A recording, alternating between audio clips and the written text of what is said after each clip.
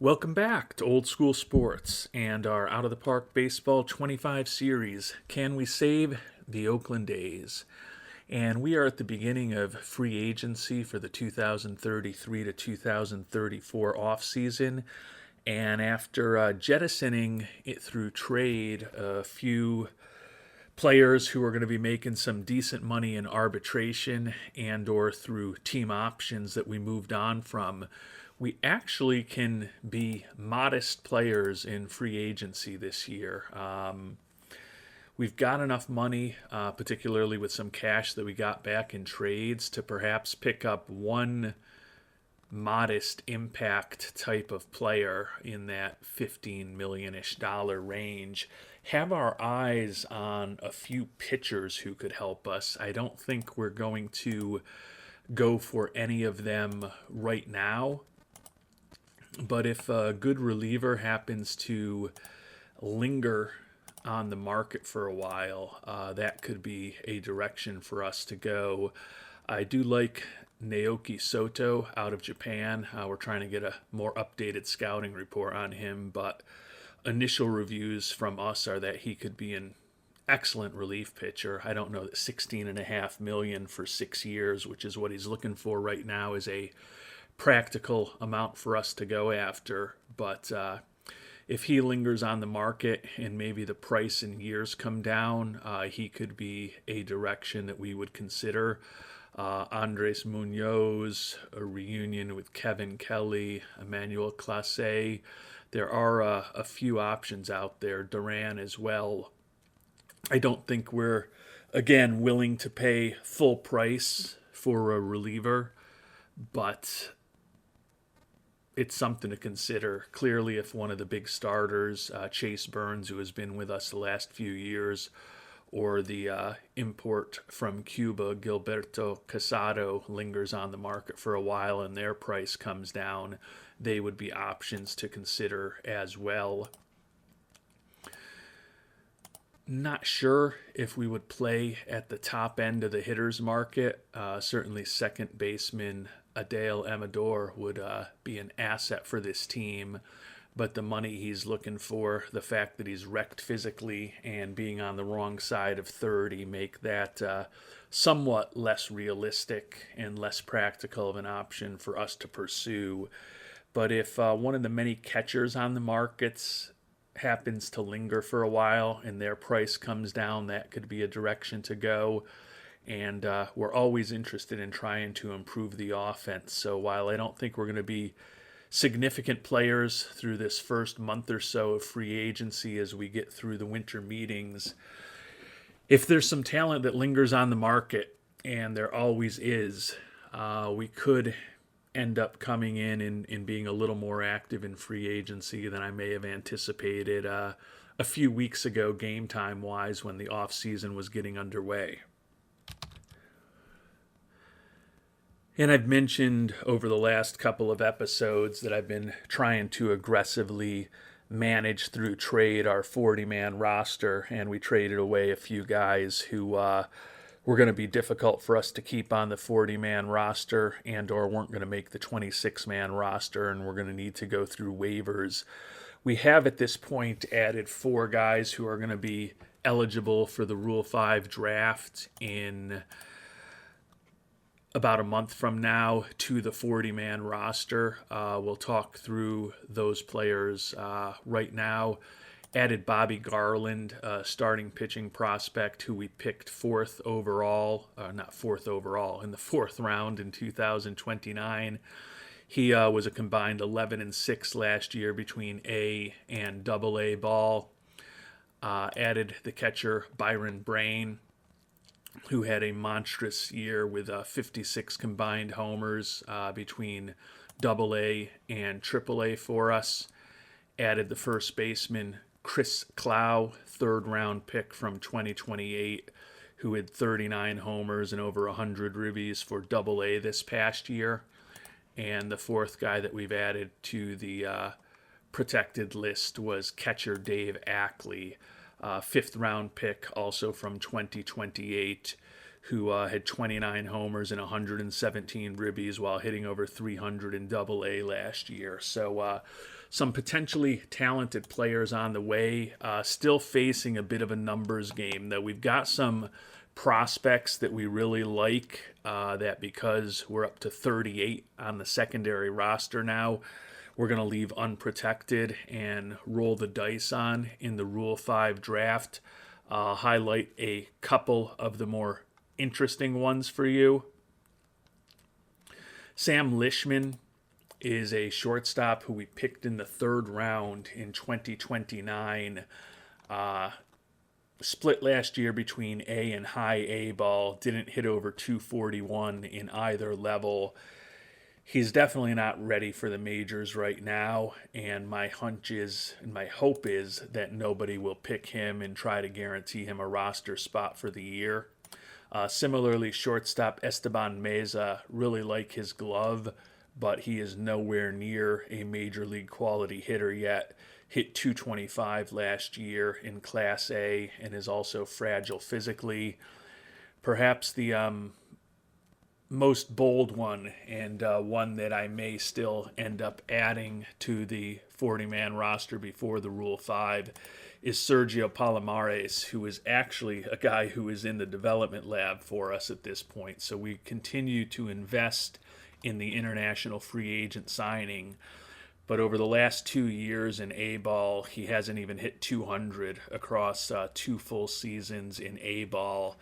And looking at his profile, I have a hard time believing that even a bad major league team would want to keep him on the roster for 162 games. Is a guy, as I mentioned, that we're investing in. So it's very conceivable that I might add him to the 40-man to ensure that he can't be plucked from us in the Rule 5 in about a month. But I've historically kind of found that the kind of 4A guys on our team who are in AAA and AA and are our organizational depth seem to be the type of players that are more likely to be picked in the Rule 5 draft. So it's rolling the dice a little bit, not adding at least one more of these guys to the 40-man roster, which would still enable us to keep a spot open to also pick someone in the Rule 5 draft if there's someone that we really like. But at this point, I think I'm leaning towards being a bit of a risk taker and hoping that none of these still somewhat promising prospects get picked from us this year, because they are so far away from being major league ready. And we've simmed ahead a couple of weeks, haven't done much of anything except sign some minor league free agents. We have finally gotten our scouting reports back on 3 of the international free agents, Juan Aguayo, Gilberto Casado, and Naoki Sato. Sato still looks like a really good pitcher, still looking for $16.5 million as a reliever. That would be very ambitious for us. Casado also looks like a pretty interesting pitcher, left-handed starter, but $20 million a year, not an area that we're going to approach quite yet. And Juan Aguayo, another relief pitcher, we wanted to get the scouting report on him. We were kind of concerned about his stuff and pretty unimpressed with his repertoire of pitches, and given his personality quirks, the fact that he barely touches 90 on the radar gun, and that he's still looking for about $7 million. Yasan Aguayo is certainly the least interesting to us of those 3 pitchers. Would consider Sato or Casado if their prices came down significantly. Aguayo likely out of the mix at this point. I know some of you have harped on me in all of these trade proposals that I get. I do look at these offline. If there's ever anything interesting, I will let you know. But for the most part, it's kind of garbage. Just an example for you here with the Cardinals. They would be sending us a 33-year-old reliever Juan Mejia and a 23-year-old very mediocre prospect in Jadavian Strizak. getting a first base prospect, Nelson Cornejo, not a huge prospect by any stretch of the imagination, and minor league pitcher Domingo Zapata. I just don't see a huge need for us to bring on a 33-year-old relief pitcher making a couple $1,000,000. I think he could help us, but I honestly don't think that Mejia is better than the guys that we've already gotten in our organization, and he's been a pretty average-ish major league pitcher over the course of his career. A lot of times the deals are even less interesting. Minor league first baseman Ezekiel Montalvo, first baseman who can't run, can't hit, and really, he's an okay fielder. I mean, he's 6'4" and he's got decent range. I can't make fun of him and say that he can't field, but they want Jeremy Scholl for him in return, who could conceivably be our closer this upcoming year if we don't end up making a acquisition of somebody like Sato to help out the back end of our bullpen. We did recently have our investment in scouting pay a little bit of a dividend. Our scout identified Juan Acevedo, a 26-year-old left-handed hitting corner outfielder, has some good personality traits, decent defensively, and looks like his bat could be useful, particularly against right-handed pitching. Don't necessarily need a guy like him with the fact that we've just brought on Bonello. He does have 3 option years left, obviously, as a independent league player who hasn't been in organized baseball. Looking for $2.4 million, which is a little more than we'd like to pay him. We've got 2 weeks to make a decision on him. I'm going to try to get a updated scouting report quicker than that. It says it's going to take 3 weeks, but if it's the only report on our list, my hope is we might get it a little earlier than that. But I think I'm leaning towards trying to make an offer for him before he comes available to anybody on the open market. But as much as I think he could be a useful player for us, I'd prefer to know a little more about him as far as the scouting accuracy before we have to commit a couple $1,000,000 to him. And we have finally started losing players. Chase Burns has signed, got us a supplemental first-round pick. Burns ended up signing with the Diamondbacks organization, 4 years, $80 million. Remember, we made the choice to bring Jackson Ferris back and let Burns move on. Looks like a small impact to fan interest, although it was not visible as we were 63 before, so probably lost a fraction of a point in terms of fan interest by him moving on. Still will likely be losing Kyle Manzardo and Andrew Nardi as well. Certainly could take a little bit of a hit when Manzardo leaves. Not so sure if we will when Nardi departs, but good to have a supplemental first-round pick coming up in next year's draft for the departure of Burns, and would expect we might be getting a similar level of compensation whenever Manzardo signs with somebody else as well. And our dim-witted fans are shocked that the one-year rental of Kyle Manzardo, that we did not bring him back on the team. We'll be getting a supplemental first for the departure of Manzardo. He signed for 4 years, also $18 million a year with the Cincinnati Reds. Take a look at the front office, and that's OOTP. 7-point hit to fan interest. So with the departure of Kyle Manzardo, who we picked up as a one-year rental, and we did not get by any stretch of the imagination a 7-point boost to fan interest when he joined us. We were very clear in all of our discussions with you over this past season that he was a one-year rental, but our fans are so stupid here in Oakland that apparently fan interest has taken a huge hit, and that's been a huge battle for us in this game. We've, as I've talked about, made the playoffs for the last 5 seasons despite having the lowest budget in baseball.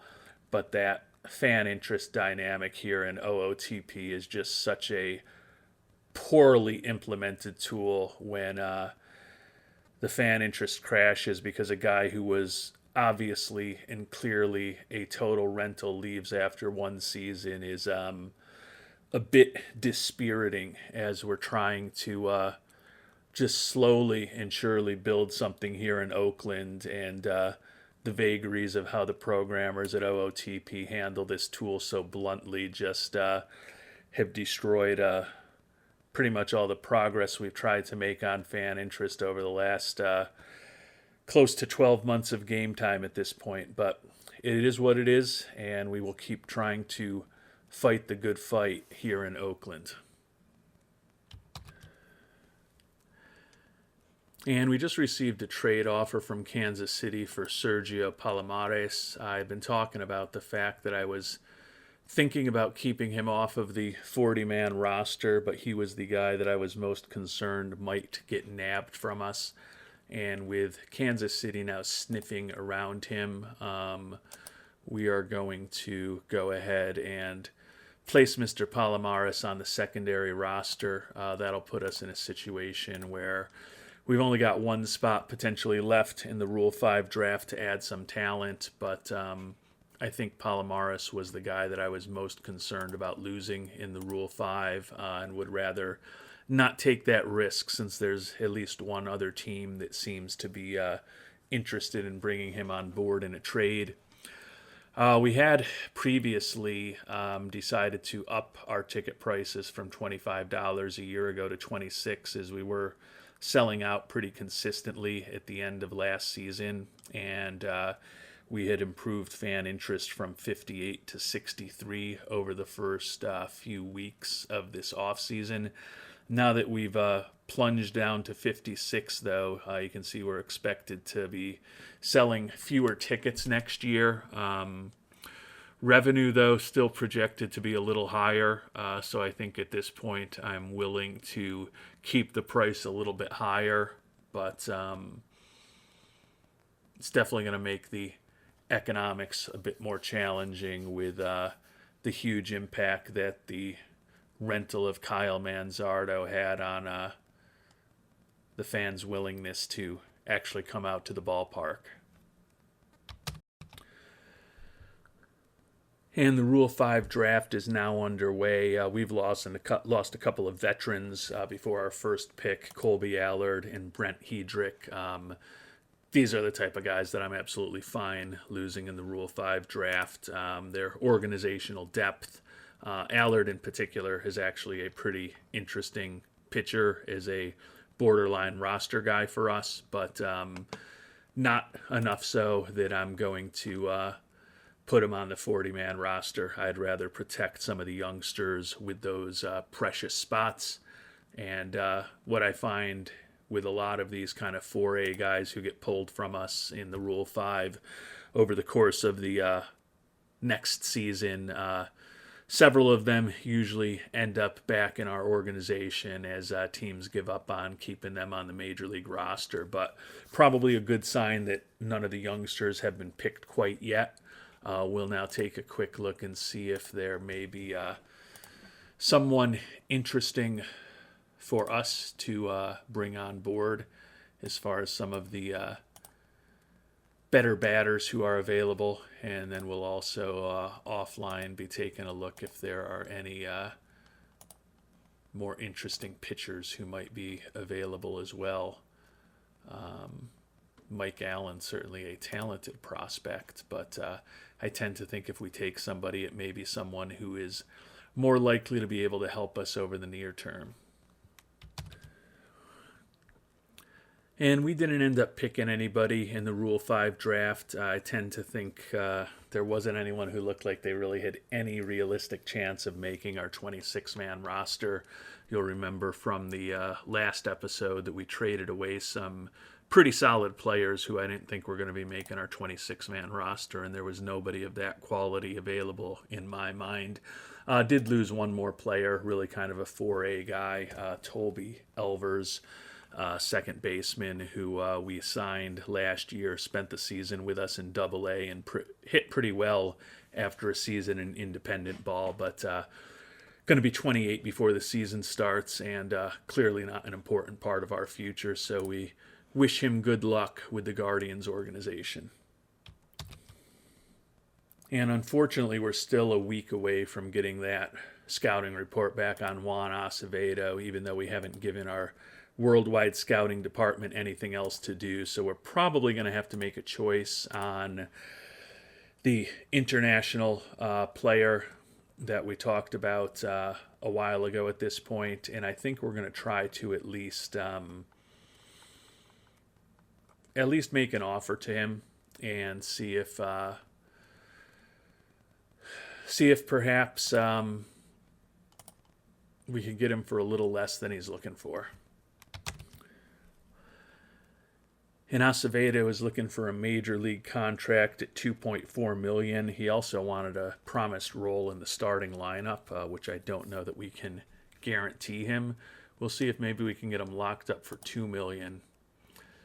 He says that's not going to get it done.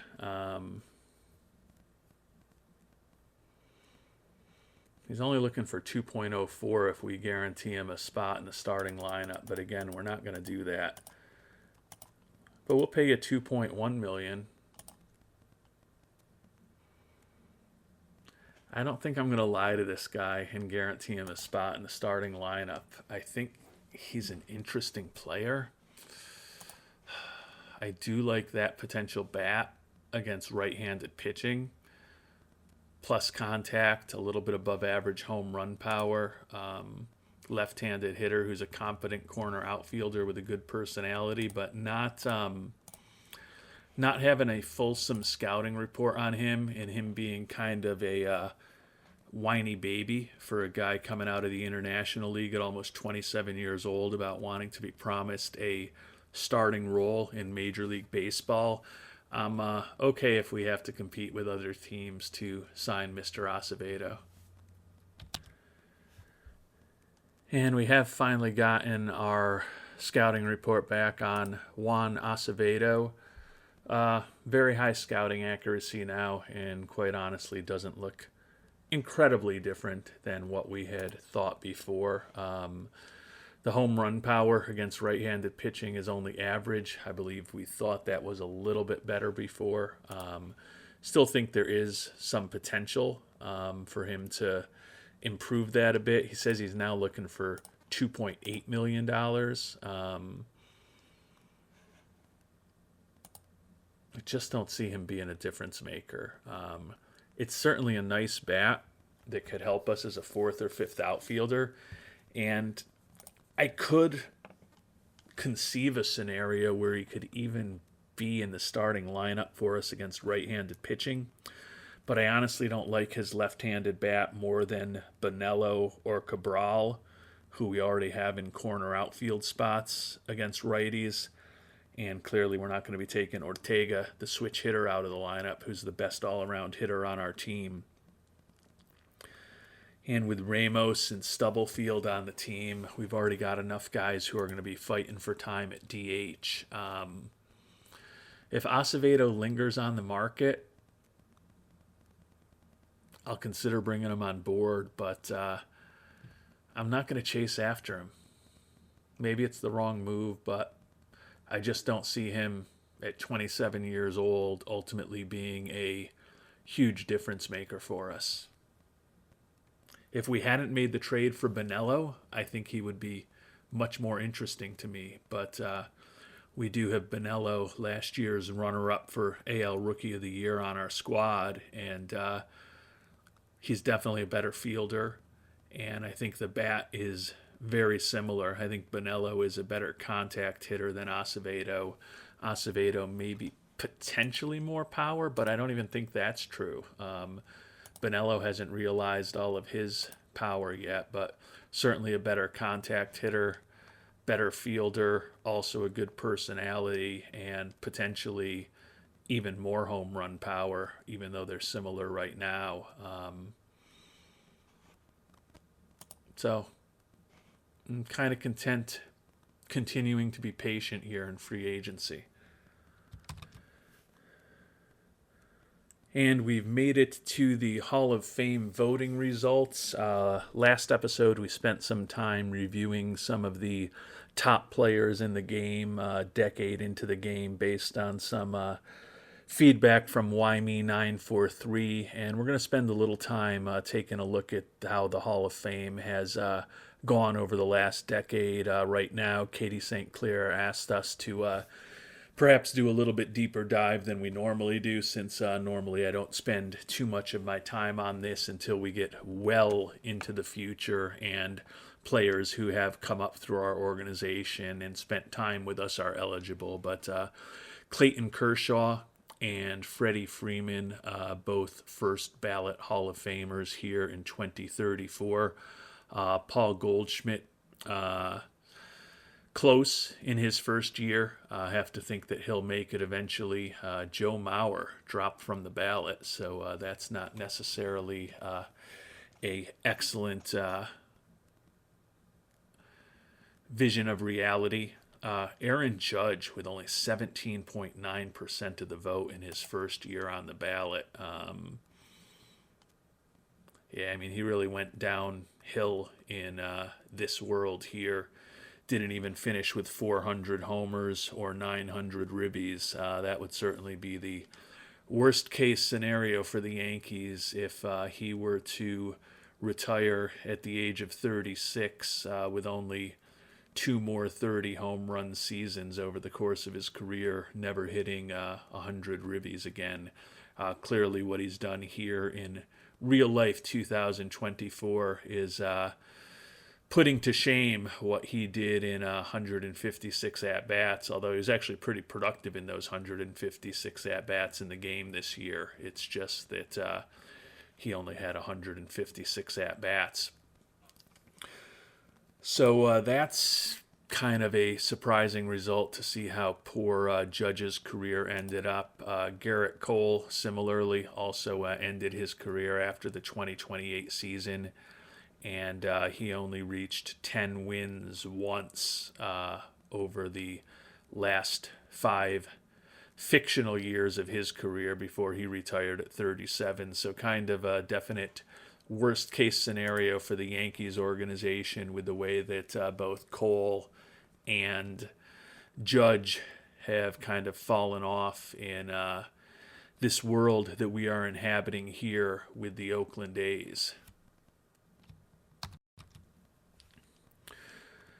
Guys who might make it down the line, Nolan Arenado finished with 399 homers and over 1,300 ribbies in his career. Kenley Jansen, as a closer, finished with 457 career saves and a 2.79 career ERA. A couple of Mariano Rivera awards. Adam Wainwright in his 6th year, don't know if he's going to quite make it, with a 200 and 128 record, 3.53 ERA for Wainwright's career. And then we didn't really dig into Goldschmidt's numbers. 454 homers, over 1,500 ribbies with a 283 average, WAR of close to 61. Of course, the MVP award in 2022 and a lot of Gold Gloves, All-Stars, and Silver Sluggers, in addition to a Wild Card Series MVP award here in 2024. Have to think that Goldschmidt would make it eventually. And we'll take a quick look at what's happened in the Hall of Fame over the decade that we have been playing this game. And I guess I was going to say, I don't want to be negative towards the OOTP folks further in this episode after I've already complained about the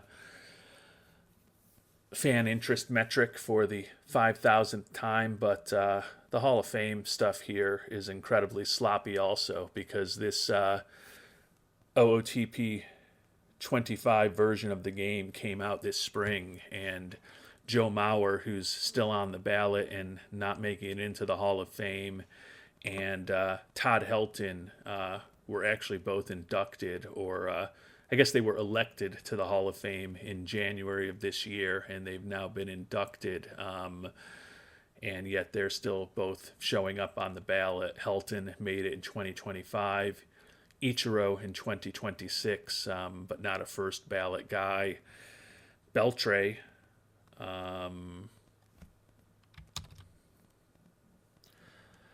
OOTP. Beltre, of course, made it with Helton and Mauer this past year before this game was released. You know, we got all of the press from OOTP developments about this new collaboration with the Hall of Fame, and they've got three guys who were elected in January of 2024, getting elected in 2025, 2027, and still on the ballot in 2034. So could clearly use a little bit of cleaning up of their database and a little bit of paying attention to details, perhaps, in the core game. I don't want to go on a rant here, but there are a lot of people who talk on the various message boards about the developers just spending all of their time on the card game associated with the game. I forget the name of it. I've played it a few years ago. It's not that interesting to me, but it is kind of a more consistent flow of cash to them than just selling the game to those of us who like to play the GM game once a year. But you see stuff like this, and it does make you think that their attention is not really in what was once the core product. I haven't looked whether there's a online manual for OOTP 25 out yet over the last couple of weeks, but the last time I looked, the game had still been out several months at that point without a online manual to help us learn more about new features like the development lab either. So I'll try to be good and try to stop complaining, but sometimes it's hard for me. Regardless, back to the information that Katie St. Clair was looking for. Pujols and Cano made it in 28. Miggy Cabrera, Greinke, Yadi Molina, and A-Rod in 2029. A couple of pitchers, Scherzer and Sabathia in 2030. Verlander, a unanimous Hall of Famer, in 2031, followed by Beltran in 32, Trout and Kimbrel last year, and of course, as we just talked about, Clayton Kershaw and Freddie Freeman, both first ballot Hall of Famers here in 2034. And we've made it to the start of the International Amateur Free Agent Signing Period, which is where we'll end this episode after I take a look at some of the prospects and open things up to our worldwide scouting department to hopefully give me some feedback on which direction you might go with these upcoming decisions we're going to have to make about where to spend our IAFA dollars. Before we take a look at those players, we'll just jump in quickly on free agency. And Naoki Soto, still available at this point on the market.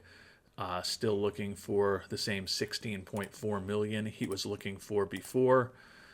He has, actually it says he's only looking for 4 years now, but $22 million a year. So fewer years, but even more money for Penguin Sato. I don't see us spending $22 million a year on reliever, as good as he does look. Clase still looking for big money.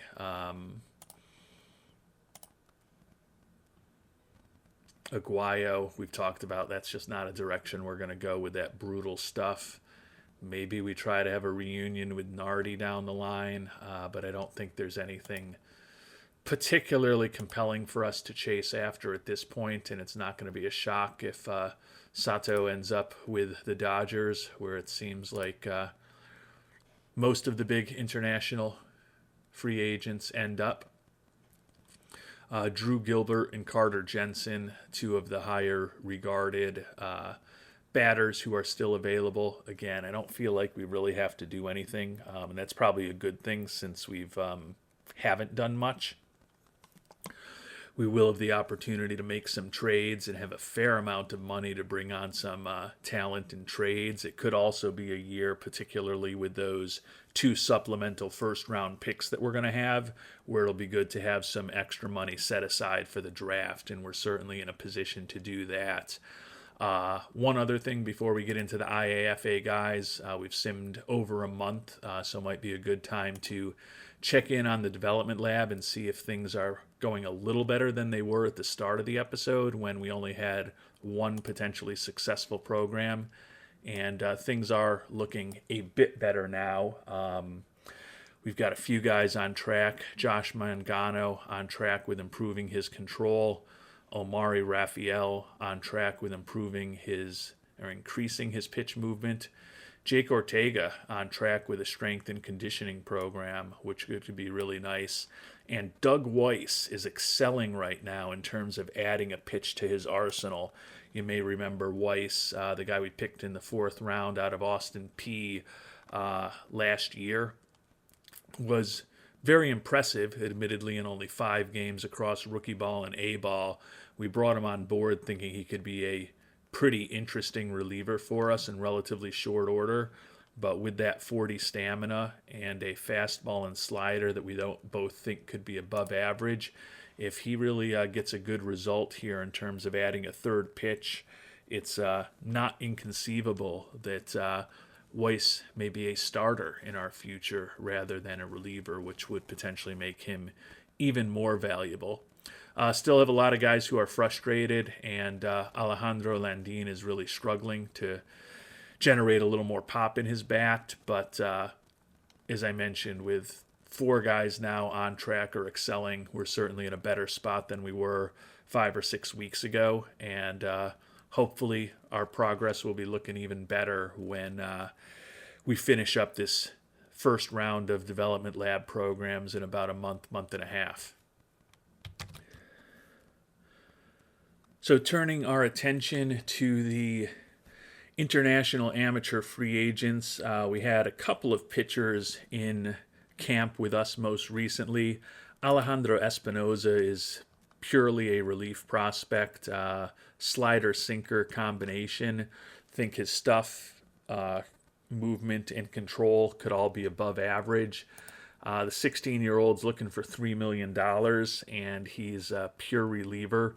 So I tend to think that's probably not a direction that we would go. Juan Trejo is a starting pitching prospect with a 3-pitch arsenal, a curve, a change, and a cutter.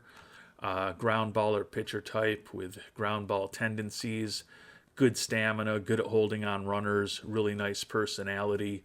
I think his stuff will ultimately be average. I think his movement and control could both be above average. If we were going to go with a pitcher, it would be Trejo, who's only looking for a couple $100,000 more than Espinoza. But I tend to think this may be a year that we focus a little bit more on some of these hitters who are available, because it's a pretty interesting crew this year. The lowest regarded player, at least according to our scout that we've been bringing into camp, is one who's not looking for a ton of money and could be a nice supplemental pick if we're able to get whoever ends up as our primary target, if we do end up with a primary target signed. That's Jorge Sevilla, a 17-year-old shortstop out of Venezuela. Looks like he could be a excellent contact hitter with incredible potential to generate a lot of extra base hits. Not a lot of home run power and not a particularly good eye, but a competent defensive infielder with some really nice personality traits and blistering speed to go along with an incredible ability to make contact and drive the ball into the gap. So Inch Sevilla is definitely a guy that I'm interested in. Ramiro Reynoso, looking for $2.4 million. Good contact, good power, competent defensive third baseman. A nice, solid prospect. I hope we love somebody more than Reynoso for that kind of money. Luis Cuellar is looking for the least money of any of the guys that we've had into camp consistently. Cuellar, a lot of positive personality traits, a competent-ish corner outfielder with an admittedly rag arm. Good home run power, though, decent gap power with okay speed, and we think his contact and his eye could both be major league quality when all is said and done. Domingo Colato is the last of the 4-star potential or lower prospects that we've been bringing into camp. The Swamp Fox looks like a good, solid major league corner outfielder, left-handed hitter, not incredibly smart. Mr. Colato looking for $2 million. If we had to do some combination of a Colato, a Sevilla, and a Cuellar, that could be a pretty interesting class. But my sincere hope is that one of these bigger ticket items with the highest potential really attracts my attention, and hoping to get some thoughts from the worldwide scouting department on which directions they might go with this class as well. So we'll take a look at the 4 highest ceiling prospects now. Third baseman Alejandro Carrillo, Chicken Carrillo, a very well-balanced bat with potentially excellent home run power. Not a lot of speed, not great defensively. He's got a third baseman's profile at 6'1", with those numbers, could also play a nice first base, although his arm's a bit wasted there. Don't know much about his personality. Fine prospect, probably not a guy that I'm going to obsess with. And then there are 3 5-star potential prospects. Another third baseman, Juan Marte. Okay defensively, certainly would love more range there. Another guy who's probably best at first base, not great potential to be a corner outfielder with that 35 range and 35 error, but will hit some home runs and will draw a lot of walks if he fully develops. I don't know if the smug nickname tells us anything about his ultimate attitude in the clubhouse. Alvaro Cepeda is a negative personality, the type of guys that I tend to avoid. Low adaptability, work ethic, and intelligence, which are 3 traits that I really care about, along with leadership, 3 of the 4 traits I care about the most. But 70 outfield range, 65 speed, and 65 or higher potential for all 4 of the primary batting ratings will certainly let me overlook some personality quirks. I don't know that Carney Cepeda is the direction I'll ultimately decide to go, because he is looking for real money at $3 million, and he does have those negative personality quirks. Last but not least is Jesus Aguilar. Not quite the outfield range or the speed of Carney, but he's durable, he's smart, and a pretty well-balanced batting profile. Not quite the same home run power potential, but a little more gap power. Definitely not the same type of eye potential, though, as we have with Mr. Cepeda. I tend to think just personality-wise and durability-wise, I'd probably lean Aguilar over Cepeda. But again, I'm not necessarily in love with any of these guys. I'll also show you these last 3 guys who are 3.5-star prospects that I haven't had in camp. Only average scouting accuracy on these 3. Tome Bengala, power-hitting shortstop, but he's really not a shortstop defensively. Probably a first baseman and not all that exciting of a bat to me. Sergio Estupinian. Sergio Estupinian, a guy with some positive personality traits, some negative personality traits, corner outfielder who's durable with a decent bat. And Edgar Flores, left fielder, another corner outfielder, durable, potentially decent bat if he reaches his full potential, not a ton of speed. So I can't say that I'm in love with anybody.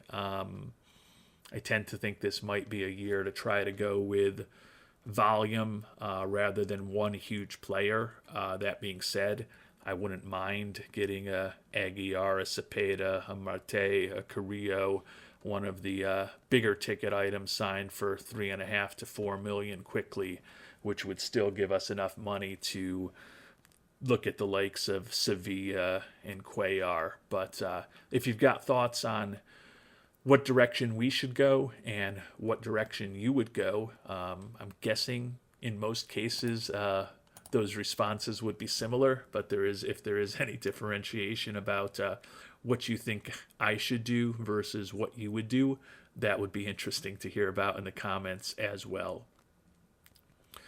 And it looks like Toby Elvers, who we had picked from us in the Rule 5 draft, it looks like he's already been sent back to us, interestingly. So, as I mentioned, a lot of times these 4A guys don't last very long, and they end up coming back to us over the course of the next year. But having Toby Elvers back within weeks of the Rule 5 draft before spring training is, I don't want to say a new one because it's probably something that's happened before that I haven't noticed, but definitely interesting.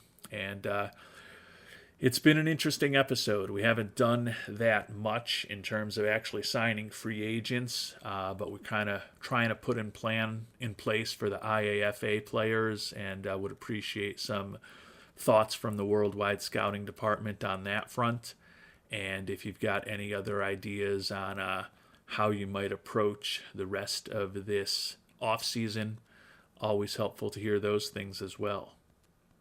Until our next episode, thanks so much for watching, and hope you have a great day.